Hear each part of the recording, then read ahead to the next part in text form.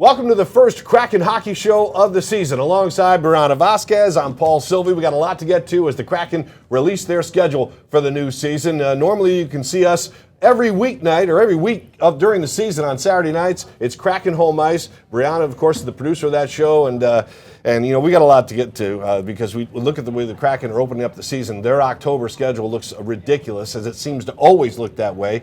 But they open the season October 9th. Against the Anaheim Ducks, and when you look at this schedule, Brianna, they get that little first two games at home, and then they play this ridiculous 2-week road trip right out of the gate. The nice thing about this season is the game is at 7 p.m. The first game is not at 1 o'clock in the afternoon, so that's nice. But then immediately they play Vegas, which has always been a powerhouse, and then, like you said, they're on the road. This is one of their longest road trips of the season, and to start it like that is going to be a challenge. Yeah, it just seems like every season you can see the first three games are in Canada against Montreal, Ottawa, and then Toronto. Then they come back down a little bit, play the Flyers. They got Washington on the road. They got Winnipeg, who had one of the best records in the league last year, on the road. I mean, honestly, it's not like they're playing a bunch of patsies out of the gate. That is a very tough schedule, and it seems like year in and year out, they're always playing that first stretch on the road, and you're just like, man, can you give these guys a break to get off to a little softer start to the season? I think this is asking a lot for a team that hasn't had a whole lot of success, and they have a brand new coach in Lane Lambert. Brand new coach and brand new coaching staff. The only coach we're seeing coming back is Coach Jess. Everyone else is new players. So I'm interested to see, especially in preseason and in training camps, how the team gels and if they buy into this new coach. Because if they want to do well, they have to buy in immediately because they're hitting the ground running. Yeah, and Lane Lambert's a guy who made a couple of points in his opening press conference about things he wanted to do and putting his stamp on this team. And he is a 60-year-old coach, so he has a lot of experience, 14 years of coaching and many years in playing. So he's been around the NHL for a long time. I think that's going to be very helpful. We can dive into Lane Lambert. We can dive into the free agents that the Kraken signed in the offseason and look at some of the personnel changes for this team. But I want to continue here with the schedule because we got a lot to get to.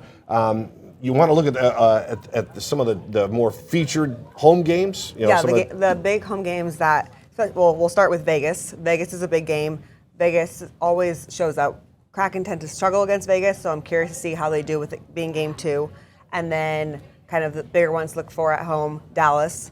Mason Marchment, his first game against his former team, so we'll see how he does then. And then, of course, Vancouver coming February 28th. Anytime Vancouver comes into town, they're rivals. Good game. Ton of people from Vancouver come. So when you're at those games, it's like half Kraken fans, half Vancouver fans, so the energy at Climate Pledge is always great for a home game, but especially for those Vancouver games. And then you have the two-time defending Stanley Cup champions, Florida, coming in March 15th. And then for the first time as the Utah Mammoths, Utah will be at Climate Pledge on April 2nd.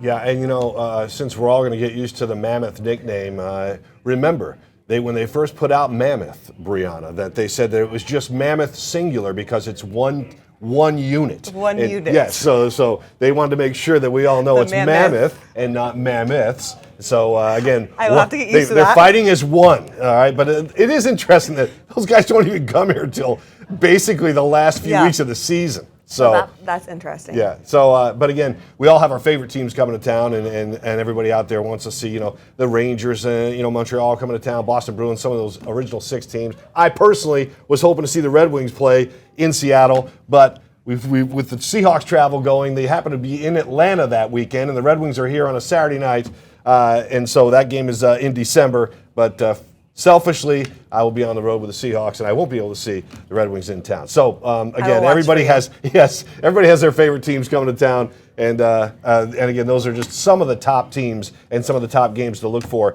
in this season. But let's look ahead at this schedule. It's pretty evenly dispersed throughout the first couple of months of the season, but then you go to February, and we are going to be in an Olympic year. It's going to be a condensed NHL schedule. It's going to ask a lot for the players and the coaches, all the organizations, to give up 2 weeks or so in February where they stop playing the NHL schedule. And we look at that, the Kraken play one home game in February. One home game, 5 games total.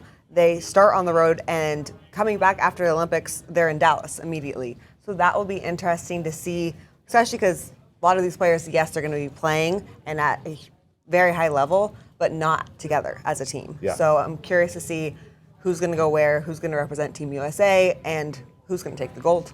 Yeah, it was interesting to hear from Jason Botterill, the Seattle Kraken general manager.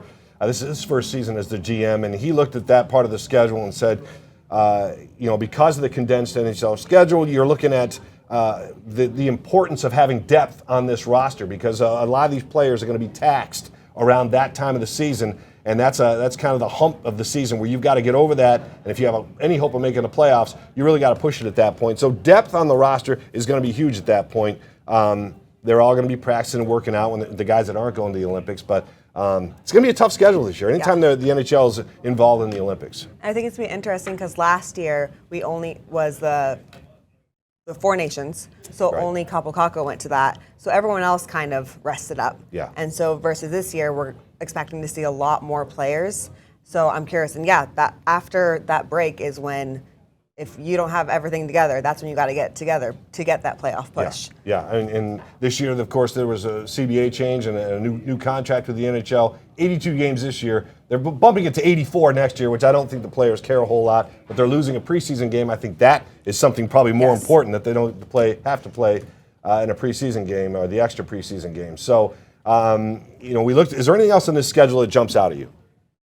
As far as going through this, we've talked about the February schedule and the fact that that's going to be a real wonky part of their schedule, but anything else that jumps out at you? Well, I think an interesting thing back in October is they're doing another Frozen Frenzy, so where every team's playing in one night. So that's always super interesting because you're always going to get really great hockey. So Kraken will be playing Montreal. Yeah. So that will be. Yeah, I think that's a fun time of year. I think that's a fun time of year. I love when they're all playing on one day. It's that'd be tough to do all the time, but that one time, Frozen Frenzy, is kind of a nice marketing thing for the NHL. So I like that part of it for sure. You want to look? Is there anything else before we move on to this team? Is there anything that else you want to touch on when it comes to the schedule? I think they have 13 back-to-back games this season. Good point. Because Lane Lambert talked about that in his opening press conference. The fact that this team under Dan Bousman last year, for some reason, could never win the second game of the back-to-back. I think it was 0-13 so. Go ahead. Well, I was going to say it was around that. It was not good. And the interesting part, back-to-back games, usually you don't want your goalies playing back-to-back nights. Right. So that will be interesting because last year a big problem was Joey was the only goalie available up some parts. So seems like the Kraken are keeping Gruby. So I'm interested to see what's going to happen there. Yeah, and again, Lane Lambert will tell us a little bit more about what his philosophy is on those back-to-backs. But he made a point, really, that you have to take care of business on that second. You can't go into every back-to-back, and you said there's 13 back-to-backs. So something has to change as far as preparation goes. We know it's like a catcher in baseball. If they play the night game, the catcher, like a Cal Raleigh for the Mariners, is not going to play the day game the next day because it's too much on those guys behind the plate. And they do have, and let's just stick with the goalies right there, because there's a lot of us that thought Philip Grubauer, when they sent him down or tried to release him last year, no one picked him up. So he went back down to Coachella Valley, worked on his game a little bit, came back up here, and there was a thought that maybe Grubauer's career with the Kraken would be over. But that's not the case. And I think it surprises a lot of us. It surprises me, I'll speak for myself, that they brought him back. He's a veteran goaltender, mid-30s. How much more does he have in the tank? Can he bounce back this season as a backup goalie to Joey Daccord? I think that's the big question. And they did bring in a goalie with free agency, brought in another goalie under a one-year contract. So that would be interesting, too, to see how he plays that role. And I do think a lot of it is going to be, is Gruby ready? Is Gruby going to show up? First game he plays on fire, which I remember talking to him when he had come back. We did a press conference when he came back from CV, and he was like, yeah, it sucks to have to go down. He was the starting goalie the year prior, 2 seasons ago. But he said the biggest thing for goalies is they have to get ice time. You could practice for so much, but ice time and playing in a game is going to develop your game. And so he said that helped a lot when he was in CV, because he played I think he played around 12 games during a period. That was when he was busy. Yeah, he was busy, and that was when the break was last year. So he was not going to get any ice time, and so he said that helped him a lot.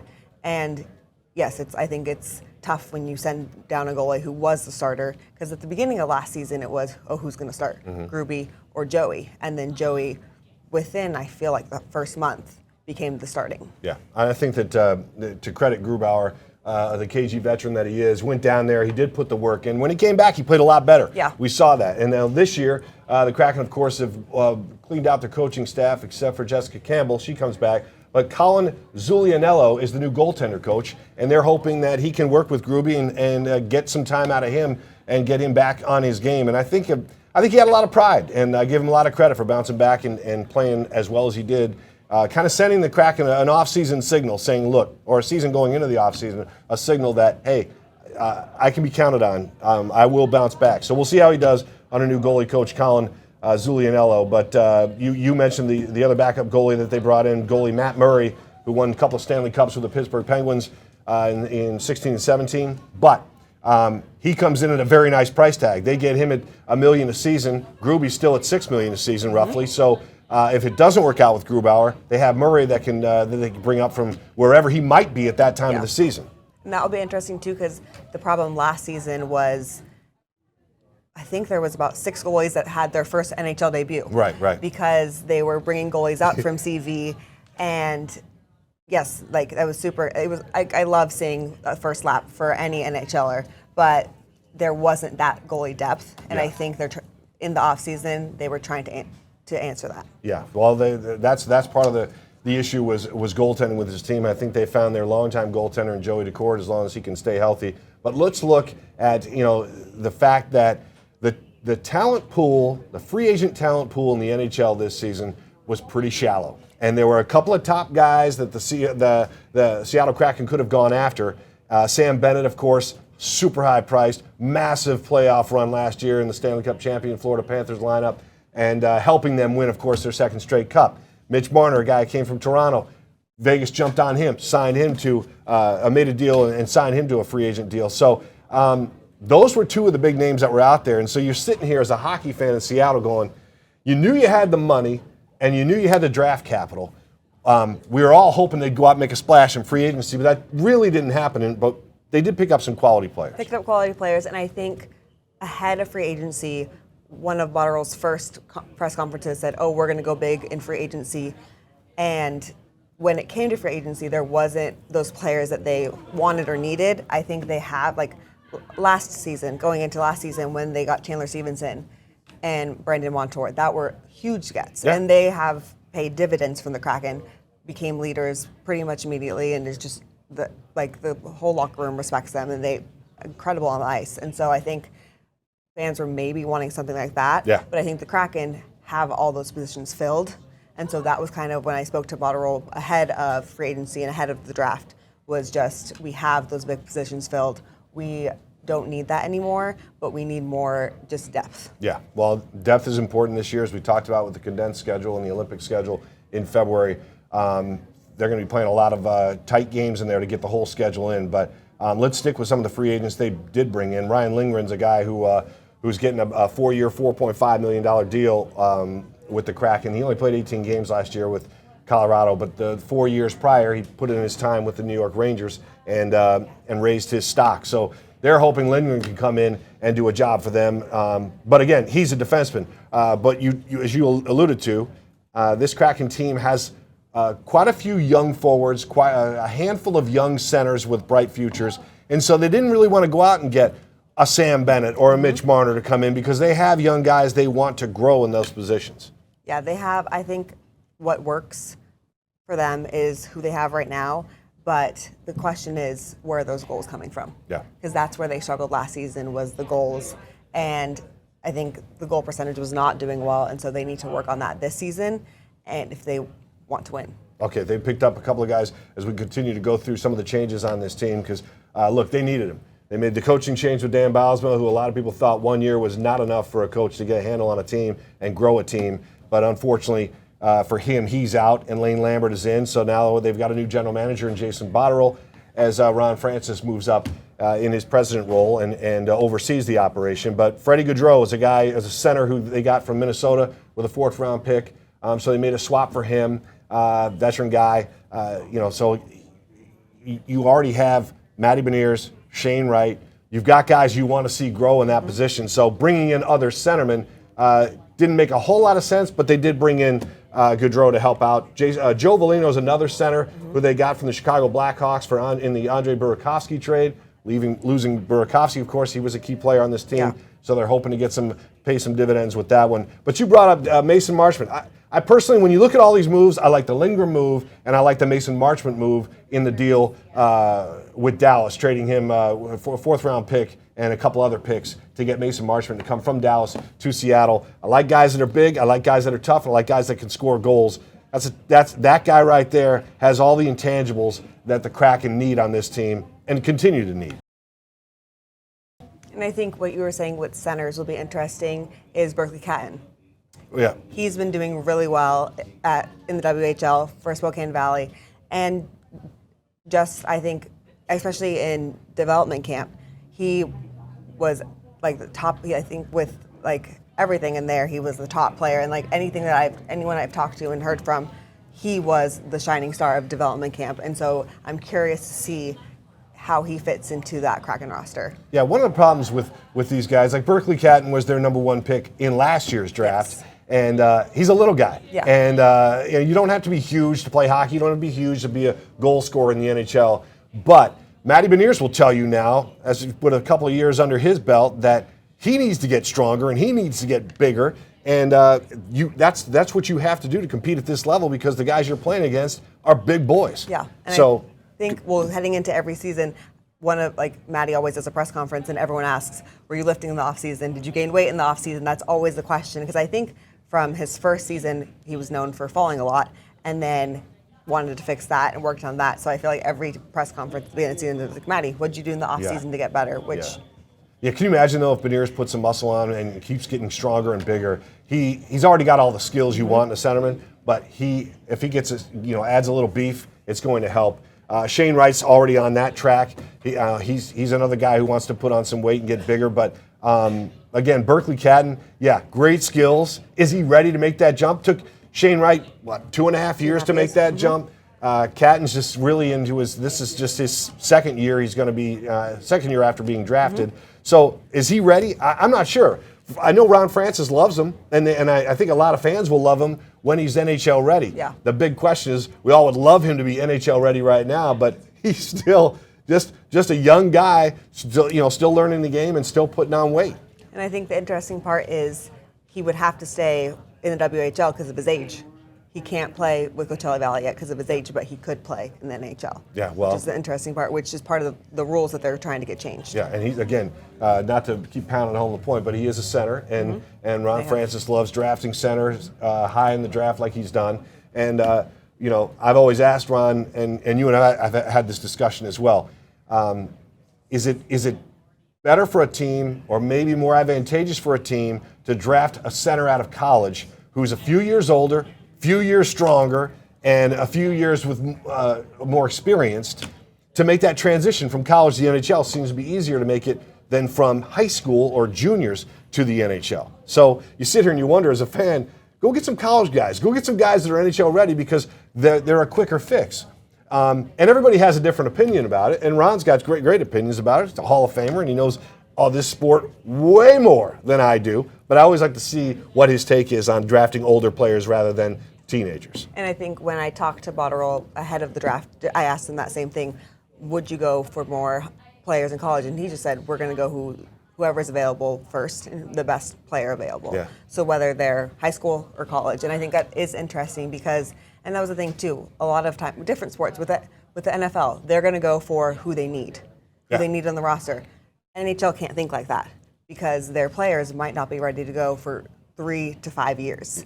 So they have to think, like, that's what the trade deadline is for, and that's what free agency is for, to get those immediate players. But with the draft, you kind of have to think big picture. Yeah, I think so too. I think it's, and it makes sense. You sit here and all the hockey fans, every pro sports league seems to be a win now league, especially in the NFL. But in hockey, and it's a conversation that we've had many times with the Ron Francises of the world, you have to have patience. It's an investment in these players. So you're investing in Berkeley Catton, that 2 or 3 years down the road, he's going to be that top center for 10 years down the road. You know what I mean? So it's like you make this investment, but you've got to be patient with these guys. And Seattle Kraken fans want their team to make the playoffs. but you have to build it the right way, as Ron would say, and they're building it the right way, seemingly. So we'll see what happens. I like the influx of free agents, though, that they got this year, the veteran help that they're going to get, and so that will be interesting to see what kind of effect they have on this team. But lots of changes, and a new coach in Lane Lambert, who's a no-nonsense guy, has a lot of experience in Toronto. By the way, we should bring this up. The first Kraken head coach, Dave Haxtell, is now with Colorado and as a power play specialist. So, and you know what? Look, I have a soft spot for Haxtell. I have a soft spot for Dan Bylsma. I would like to see Bylsma get back in there if he wants to. Love to see that Haxtell took a couple of years off to relax, or at least one full year off to relax and get his bearings, and then get back in the NHL. So it's always good to see good things happen to good people. And I think it's interesting, like, now the Kraken have sent the message, we're not winning, gotta go. So I think, how is that going to change the mentality of the team? How is that going to change the mentality of the coach? And the interesting part with Bylsma is he came from Coachella Valley, and the Kraken have been investing a lot in their young players. And so the big thing about Bylsma and Coach Jess, where they had worked with those young players. So now Jess is the only one who has known these young players, and Lane Lambert has been in the league for much longer. So I'm curious to see how those young players will fare under him. Yeah, and that's the other thing. You have to have a coaching staff and a head coach that's committed to playing those young guys and developing the players. And we've seen some of that happen with this Kraken team. But again, listen, Kraken fans want this team to make the playoffs. There's going to be this. Their patience is going to be tested, and it's continually being tested. How far will they go this season? How far will they get? Will they get to the playoffs? We sit here. I'll put you on the spot. Again, Bree is the producer for Kraken Home Ice, so she gets to sit down with a lot of these players, the coaches throughout the season. We do 30 shows. It's every Saturday night, and then they replay it on Sunday night on King. So Saturday night at 10:30 on Kong, Sunday night at 11:30 on King. So just a little show promotion. And while we're promoting things, let's promote the fact that you can get your tickets at seattlekraken.com/tickets, and you can go out there and you see your favorite teams that come to town, and you can watch them play. And if you get your Red Wings tickets, enjoy it, because I'm not going to be there. I'm disappointed being a Detroit native. But anyway, we got to wrap this up, and I've blabbing myself here, but is there anything else you want to say before we wrap it up? I think I'm just ready for a new season. I'm ready for the energy, and just to see, especially for training camp, to see what that's like. New coach, it's new for everyone. It's new for us, it's new for the players, it's new for the Kraken fans, and I'm just excited to see what happens. Yeah, well, I think the fans are excited to see this new version of the Kraken for sure, under new head coach Lane Lambert. We'll see how it goes. We appreciate you joining us here for this Kraken release show, and we'll see you on Kraken Home Ice throughout the season.